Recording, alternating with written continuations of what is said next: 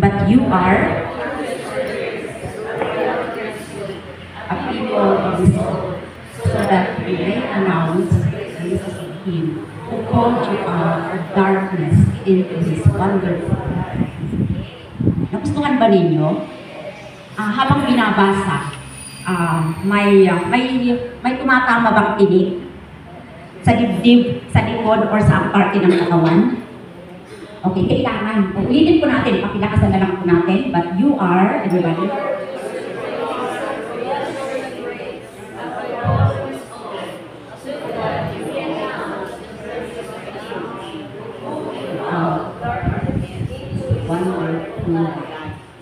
Napakaganda. Diba? Memorize natin yan. Dapat marunong tayong mag-memorize ng verse. Okay. Kahit ano lang memorize natin ngayong araw. Okay. So,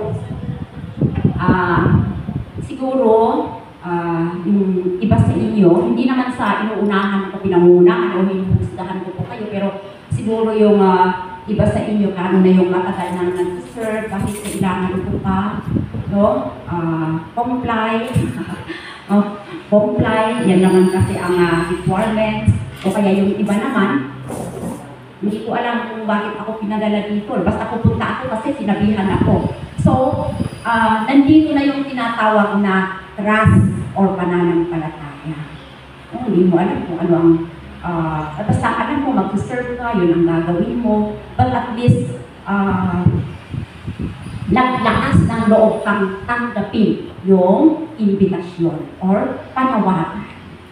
Okay? So, dito natin ma-define or makikita yung tinatawag natin pananampalataya.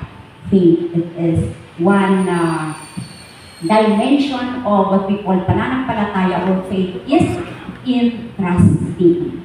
And faith is responding to the call of God. It is our positive response. It is our yes to the call of God. No? Marami naman po tayong modelo, may mga modelo tayo sa Bible. Okay? We have models of faith like Abraham na tinawag siya ng Panginoon. Hindi niya alam kung saan siya pupunta, kung ano yung susunod na step, what's the next step, but he trusted God. No? Nagtiwala siya sa Panginoon. He responded positively. So, yan po sana ang magiging values or attitude natin sa pagtulong natin sa panawagan ng Panginoon. And of course, I would like to start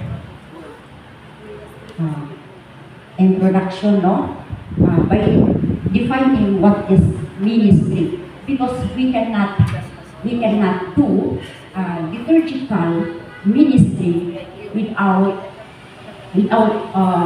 knowing or without ministry. No? Ito po talaga yung pinaka-root, no? Ito po talaga yung pinaka-dulo or pinaka-puno ng ating what we call calling or invitation. So what is ministry? It is the work or vocation of a minister of a religion. Now, when we say church ministry, it refers to any action taken on behalf of the church that serves its mission in the same way. This may be preaching, volunteering, going on mission. So, yan po. Any small acts, ministry is any small acts that make a church a better place. It is an act of service to others. So ministry is a call to action. It is the responsibility of all Christians. So, ang pagiging liturgical minister ay hindi ka lang sa liturgy. No? Hindi ka lang sa liturgy tinawag. Kasi sabi po sa ministry, any small acts, okay, na ang gagawin natin makakatulong sa ating kapwa. Now, titignan natin yung what is liturgical ministry, kung paano po nagkaroon ng paano po tayo tinawag sa bukasyon na ito ay maybe mas magandang tignan natin kung itong ministry na ito, kung saan nagmula at kung paano ito nag-umpisa, paano natin sa atin. Kasi nung unang panahon po, in the early church, no, mas makita tayo di PowerPoint mo po na who are the ministers in the early church? Of course, the first ministers in the early church are the apostles. No? So, isuda na hindi na ibaon. They were sent for a mission to establish communities. They also imposed hands for authority in building a community. And then, sino pa? Okay, so the 12 apostles, those who were sent, so makita tayo dito niya, isuda na hindi na nagsusuro. Okay, the prophets, okay? The teachers, the job or the work of these teachers was to preach and explain the scriptures. And later, it will be taken by the bishops and the priests. So, makita tayo dito, awan pa ilaan itim ako ng lay. Wala pa tayong involvement dito. So, what we know today as lay liturgical ministries existed already in the early centuries. But they were clericalized in the course of time until very recently restored as the liturgical minister. So ito po yung tinatawag natin development ng lay ministry. So noon, yung mga sumunod na sa mga apostles, okay? So ibig sabihin ng clericalization, it means that the clergy alone or those aspiring for the priesthood could receive the ministries or reader, or porter, or acolyte. So, yung mga pare, yung mga nag-aspire na magpare, yung mga deacon, sa kanila lang yung ministry or liturgical ministry. In the 2nd century, medyo bilisan ako kasi magigigin tayo ng oras. Anyway, ano lang naman ito. So in the 2nd century, it's the time of Justin the Martyr. Okay, medyo nag-umpisa na ma-involve, no? Ang mga tao, pero hindi pa gaano, hindi pa talaga, no? Pili pa rin. No? So, meron ng tinatawag na presider, siya ang mag-lead ng community prayer, o lector, reads from the memoirs of the apostles. The deacon, yung mga malapit na magpare, o deacon na nag-prepare for ordination. The priesthood, they gather the gifts offered by the community. They also bring communion to the sick. And the acolyte, they assist the bishop. And yung mga pare, yung mga presbyters, they all celebrate and assist the bishop. During the 3rd century, this is what we call the apostolic tradition, na na-create na po yung dalawang kinds or dalawang uri ng ministerial position. Ito yung tinatawag na ordained ministry, yung may mga inordinahan ng pare, so they impose or the position of hands, they accompany the consolatory prayer, sila yung mga bishops, priests, and deacons. And the non-ordained ministry. Okay. Meron ng non-ordained ministry. Sila lang yung mga lector, healers, acolytes. Okay, so, the work is given to the lay people. Okay, given to the lay people to work for the church. Okay, ito na tayo sa Vatican po. So, ano po yung tinatawag ng Vatican po? Ito na po yung may nangyaring pagbabago, renewal, transformation sa simbahan.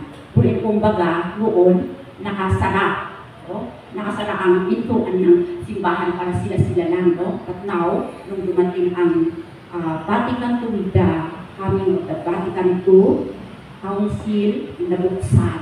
It opens the door of the church for everybody to enter. O parang yung toxic lumabas na, and then yung fresh air pumasok. Ganun yun. Yun yung significance ng Vatican II. At napaka-importante, significant po itong pangyayari dito sa Vatican II. So sabi dyan, by virtue of baptism, certain ministries were established by the church even in the most ancient times for the purpose of suitable giving worship to God and for offering services to their needs. So, ano na po yung mga ministry na na-create dito or na-develop dito sa Vatican II, no?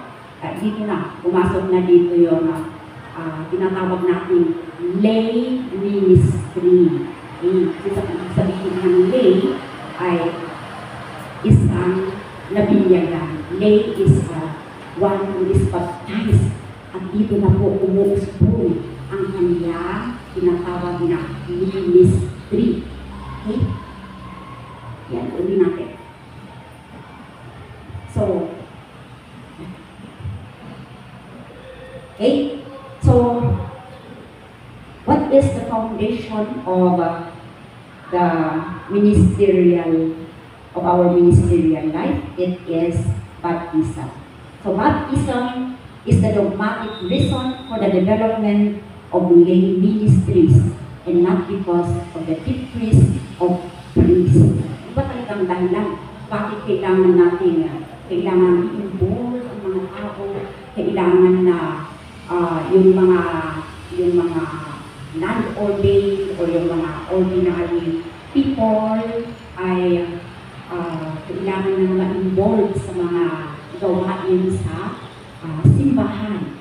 No? Is it because pinukulang na tayo ng mga pare? Ay hindi naman. Sabi naman that it's not because of the decrease of priests but because of our calling.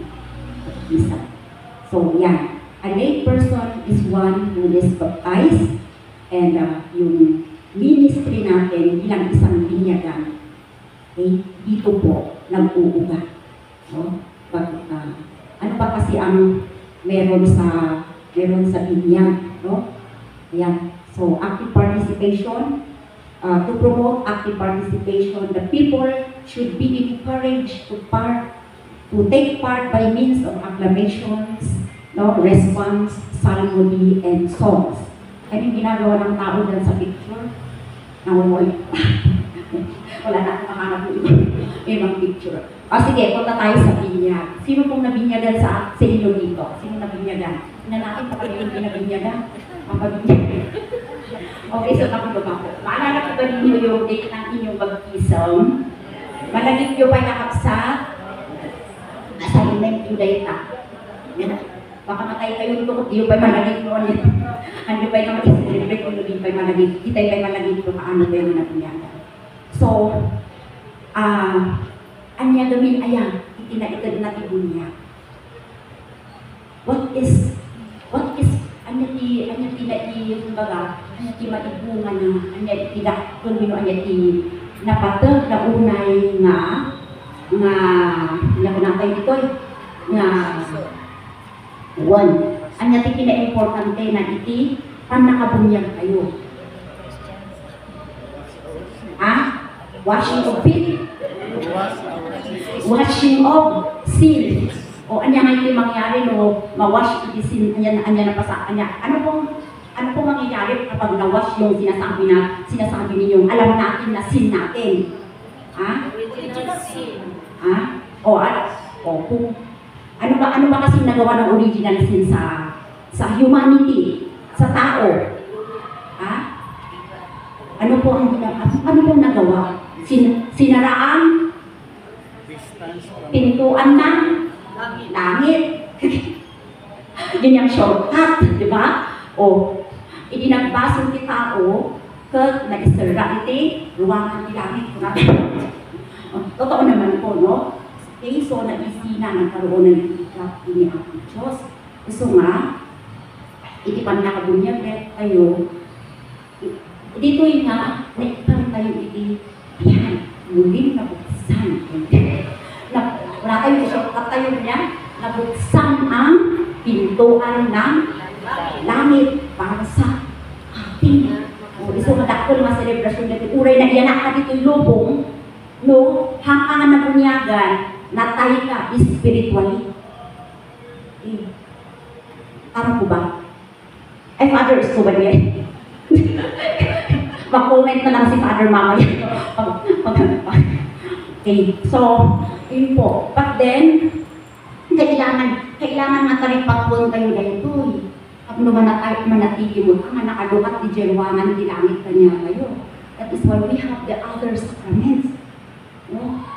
Hindi lang tayo makontento na nabinyagan ka, o tapos nabinyagan ka lang, tapos wala. Kailangan mo din, Islamon, adi Jemang, mangan ka everyday.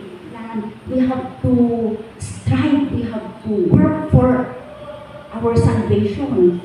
Hindi po ganun ang, kasi hindi po makita ang mga sakramento. Ito na siguro